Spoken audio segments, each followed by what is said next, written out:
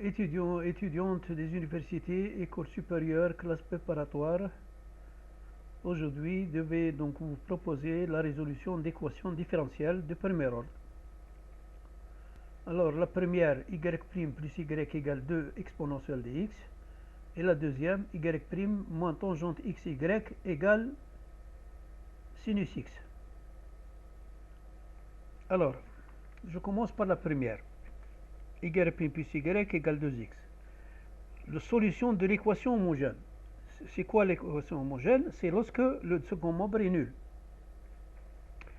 Ça va donner y' plus y égale moins 1.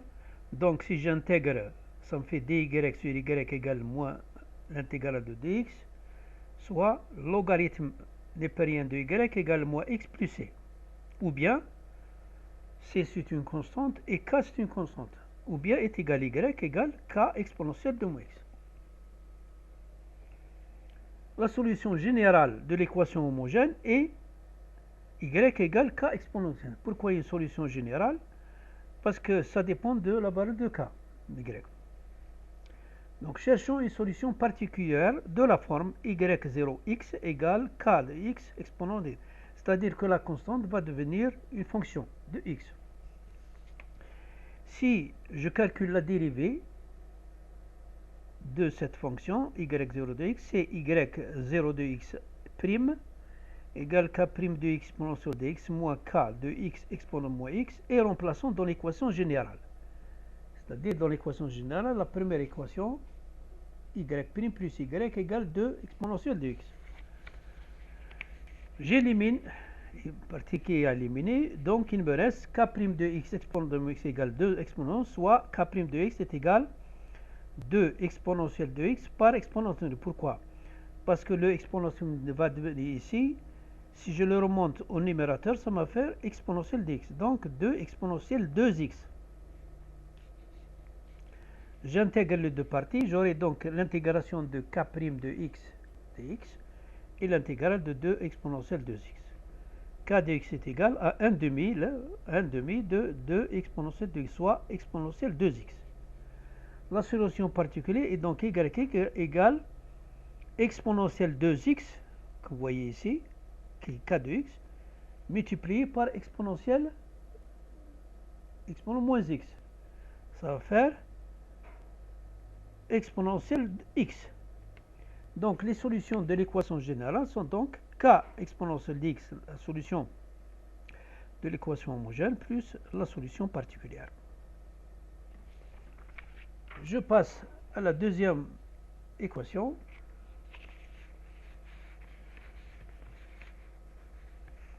Y' égale y' moins tangente de x, y égale sinus x. Solution de l'équation homogène, c'est y' moins tangente x, y 0. Autrement écrit, c'est y' sur y égale tangente x. Ou bien, j'intègre, ça fait dy sur y, tangente dx, c'est-à-dire sinus x sur cosinus dx. Je prends cosinus x comme u, et j'aurai du sur u. Donc u égale cosinus x.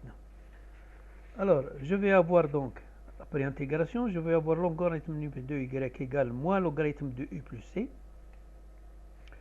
Autrement, y égale lambda exponentielle de moins logarithme de u. Ou bien exponentielle lambda exponentielle moins cosinus x et lambda exponentielle de logarithme népérien de cosinus x moins 1. C'est-à-dire lambda sur cosinus x. Les solutions de l'équation homogène sont donc y égale lambda sur cosinus x.